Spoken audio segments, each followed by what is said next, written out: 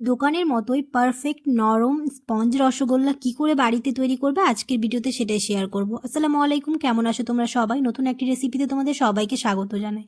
আমার আজকের রেসিপি বাঙালির প্রিয় রসগোল্লা। অনেকের কাছে এই রসগোল্লা বানানোটা খুবই কঠিন মনে হতে পারে, কিন্তু আজকের ভিডিও দেখলে যে কেউ বানিয়ে ফেলতে পারবে একদম দোকানের মতোই পারফেক্ট রসগোল্লা। দেখে নাও তাহলে আজকের রেসিপি। প্রথমে আমি ছানাটা কাটিয়ে নেব, তার জন্য আমি এখানে নিয়েছি হচ্ছে 1 লিটার দুধ। দুধটাকে খুব ভালোভাবে জাল দিয়ে নিয়েছি। আর দুধটা ফুটে আসলে গ্যাস এবার বন্ধ করে দিব। দিয়ে এখানে অ্যাড করব হচ্ছে ভিনিগার আর একটুখানি জল। এখানে আমি 2 চা চামচের মতো ভিনিগার নিয়েছি আর 1 চা চামচের মতো জল নিয়েছি। দিয়ে একটু একটু করে দিয়ে খুব ভালো করে ছানাটাকে কাটিয়ে নেব।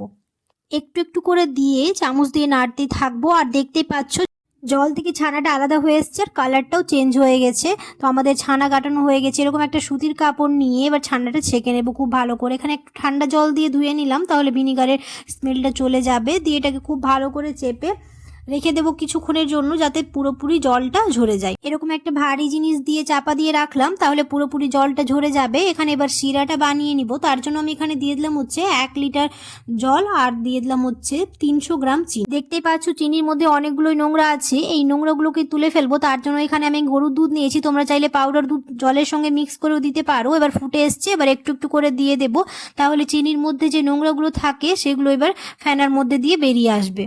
আর দেখতেই পাচ্ছ চিনি থেকে যে নোংরাগুলো ছিল সেগুলো বেরিয়ে এসছে। একটা ছাঁকুনি নিয়ে এরকম করে সব তুলে ফেলে দেব। চিনির নোংরাগুলো তুলে নিয়েছি। আবার আমি একটা বলে খুব ভালো করে আবার ছাঁকনি দিয়ে ছেঁকে নেব শিরাটা, যাতে একটুও নোংরা না থাকে, কারণ চিনির মধ্যে অনেকগুলোই নোংরা থাকে। খুব ভালো করে ছেঁকে আবার আমি গ্যাসের মধ্যে দিয়ে দিলাম। ততক্ষণে আমি এটা এবার মেখে নিই। খুব ভালোভাবে জল ঝরিয়ে নিয়েছি ছানা থেকে। এবার হাতের এক প্রান্ত দিয়ে খুব ভালো করে মেখে নেব।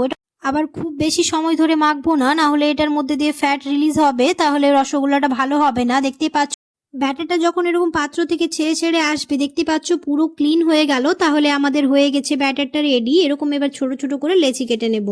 এবার তোমরা নিজেদের পছন্দ অনুযায়ী এরকম শেপ দিতে পারো। আমি এরকম ছোট ছোট করে ভাগ করে নিয়েছি। এবার খুব ভালো করে এটাকে ছোট ছোট করে গোল করে নেব, যাতে কোনো ফাটল না থাকে, কারণ ফাটল থাকলে রসগোল্লাটা ভালো হবে না। খুব ভালো করে একদম স্মুথলি এটা গোল গোল করে নেব আমি। তোমরা যদি ভিডিওটা ইউটিউব থেকে দেখো তাহলে অবশ্যই চ্যানেলটিকে সাবস্ক্রাইব করে দিও। আর ফেসবুক থেকে দেখলে পেজটাকে ফলো করতে ভুলো না। যখন জলটা ফুটে আসবে, মাঝের অংশে এরকম করে একদিক থেকে এরকম রসগোল্লাগুলো ছেড়ে দেব। আর গ্যাসের ফ্লেমটাকে একদম হাই রাখবো।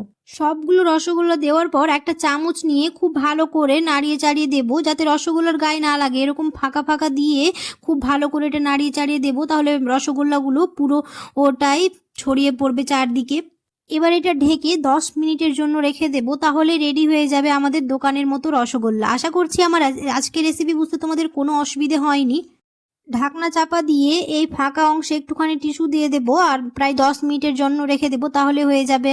আশা করছি আজকের রেসিপি দেখে যে কেউ বানিয়ে ফেলতে পারবে দোকানের মতো পারফেক্ট স্পঞ্জ রসগোল্লার। দেখতেই পাচ্ছ কতটা স্পঞ্জ হয়েছে, একদম দোকানের মতোই। 7-8 মিনিট পর আমি এরকম করে চামচ দিয়ে একটু উল্টে পাল্টে নিয়েছি। দিয়ে আর প্রায় 3 থেকে 4 মিনিট রাখবো, তাহলেই হয়ে যাবে আমাদের রসগোল্লা রেডি।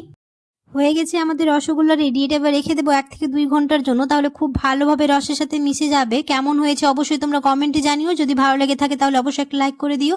দেখা হবে খুব শিগগিরই পরের একটি নতুন রেসিপিতে। সবাই খুব ভালো থাকবে, সুস্থ থাকবে, সাবধানে থাকবে। আল্লাহ হাফেজ। আর কমেন্টে জানাতে একদমই ভুলবে না। তোমরা অবশ্যই একবার ট্রাই করে দেখতে পারো।